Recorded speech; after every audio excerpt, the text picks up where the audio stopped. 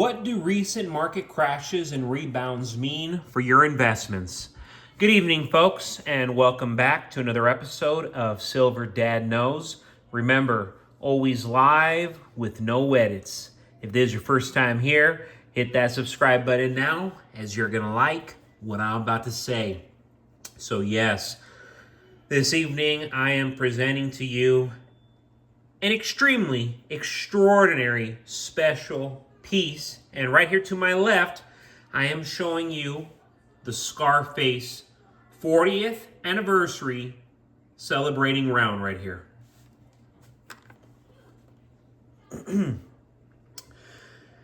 It is impossible to ignore the significant influence of this film on American popular culture. With its intensity and honest depiction of the American dream gone wrong, Scarface, directed by Brian De Palma and starring an outstanding performance by the legendary Al Pacino, has transcended time. Tony Montana, a Cuban immigrant who climbs from destitution to become a powerful and brutal drug lord. What's really nice is these have a worldwide mintage of only 20,000 coins. So these are not common by no means. And very, very, very stunning. Just cool, you know. It has that timeless look, you know. You can still hang this up in your garage, your living room, your theater room, a poster of Scarface, and it's just going to look so timeless. Whether it be 1997 or 2024, that poster will always look legendary. So, yes.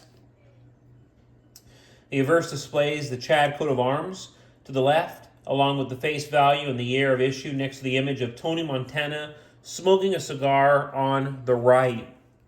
The reverse, which is my favorite, features a rendition of the Scarface movie poster, and you can currently get these as low as $40 with free shipping.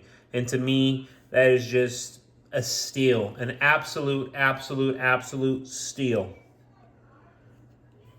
Film never gets old to me, and as a matter of fact, I may watch it later tonight or tomorrow, as it will be my day off.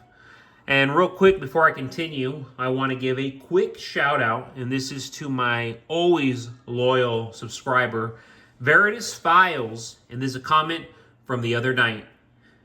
The freedom of conscience, which is the bedrock idea behind the freedom of speech, press, and religion, is one of the most landmark and essential freedoms that America showed the world how to secure when it was included as the first right in our Bill of Rights.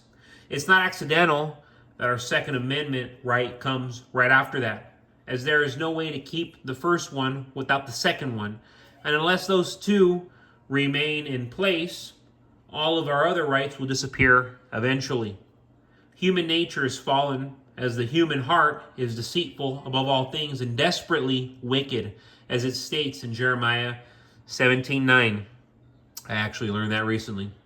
Our founding fathers knew, understood, and believed this a truth about our human nature, which is the very reason that they designed our government with that quality of human frailty in mind. However, they also knew that this government could only be maintained by moral and religious people, and that if we allowed our morality and the religion that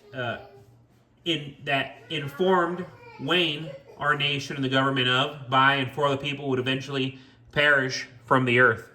And wow, that hits me hard, because I was actually speaking to a brother in Christ recently, and they threw that verse at me, Jeremiah 17:9, and reminded me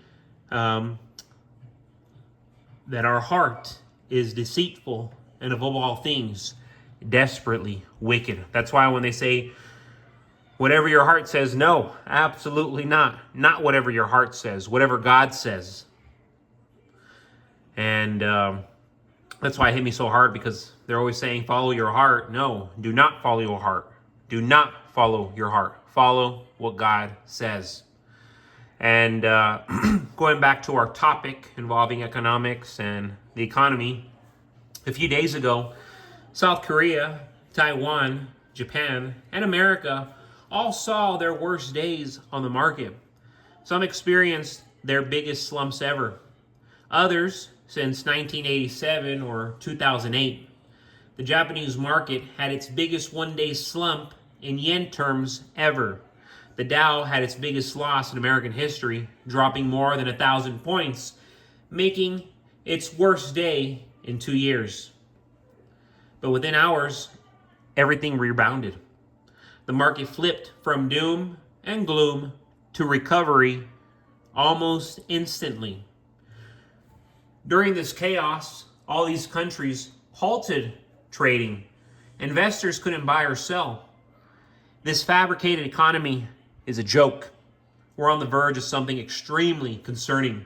We need to be vigilant to avoid getting rug pulled because of a big event being on the horizon.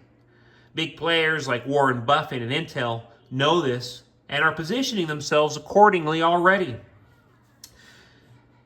This information is crucial for anyone wanting to avoid the next financial disaster. Please hit the like button so YouTube will share this content and educate more people about what's really going on in our global economy. Yesterday in Japan, the market crashed. A stock index circuit breaker was triggered, a mechanism used to temporarily halt trading during significant drops to prevent panic selling. But in a free economy, people should be able to buy and sell as they please. Japan halted trading and the market rebounded nearly 11% a day after massive sell-offs that shook Wall Street. The Dow bounced back up 1,000 points, S&P up 1.4%, NASDAQ up 1.8%. In South Korea, a massive crash led to the worst day since 2008 with an 8% plunge, followed by a rebound. We're getting ready for a crisis on a global scale. Conflicts and unstable economies everywhere mark this unprecedented. Inflation is skyrocketing, job losses are mounting, and we're facing major changes. Companies like Dell, Nissan, Bayer, and Inon are laying off thousands of employees. Even well-known companies are filing for bankruptcy. Retail giants like Big Lots, Macy's, Rite Aid, Express, Foot Locker, CVS, and Family Dollar are closing hundreds of stores. Starting tomorrow, the U.S. will begin a $30 billion per month Treasury buyback. Are we in a healthy economy, or are we on the brink of a real crisis?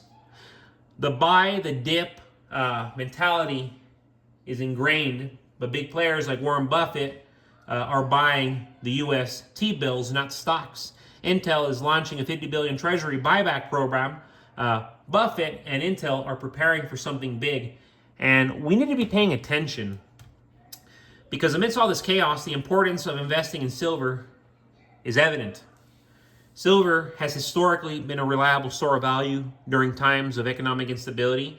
It's a tangible asset that isn't subject to the whims of central banks or government policies.